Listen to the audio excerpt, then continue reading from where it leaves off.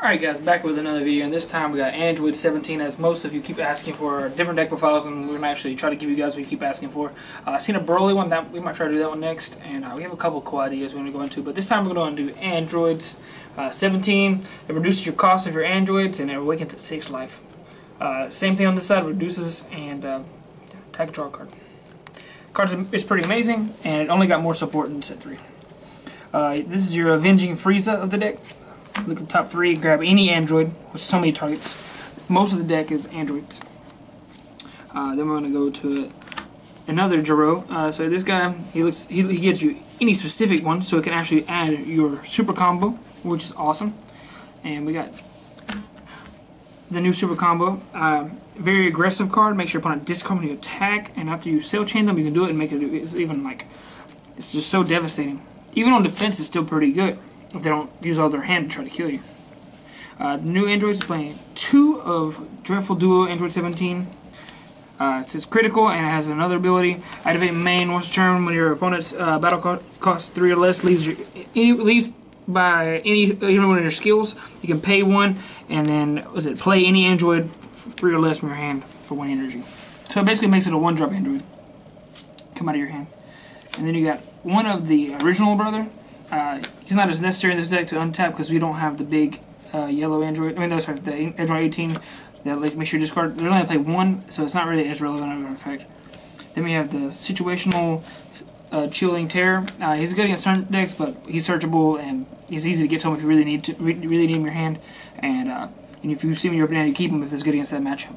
But any other way, some of the leaders don't even draw 2 they awaken, so it's not as relevant. 2 of this guy, he's really important with this new super combo because you're going to use all these on one of your attacks, and then your hand gets low, and then he comes in and draws you 4 cards.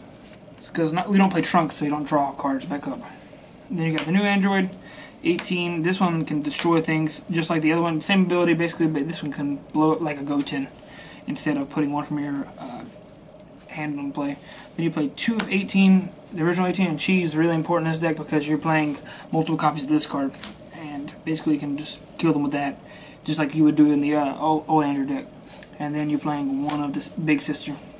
She's still good, but she's not as powerful whenever the deck just plays way different than it did before.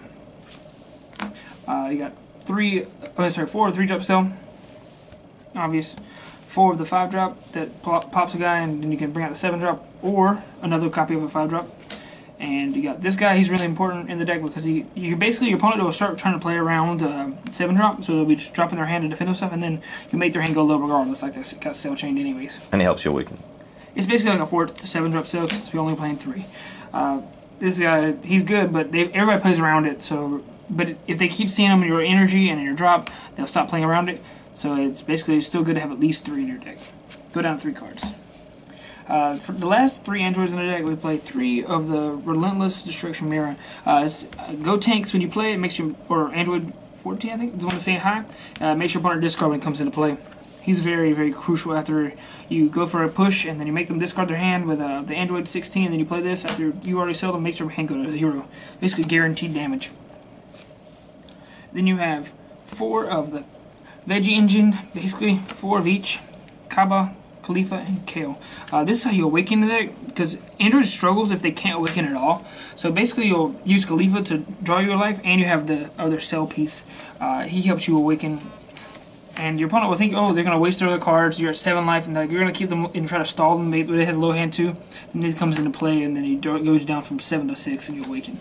It's very powerful to play that play, and it's no way for them really to play around it, because they either get celled and take the damage you're swinging at them with, or they're going to start blocking off the damage and then get created to death by the Androids and or Kale. A lot of the times you'll end up just using this as a secondary engine to just start making plays, because you keep these guys alive. You just late game, you just play double Kale. It's just insane. And your hand does get kind of low, like I said earlier, so because you're playing not Trunks, you don't replace the card when you super combo. So this card becomes relevant. You will draw cards off her, just like in Soul Striker.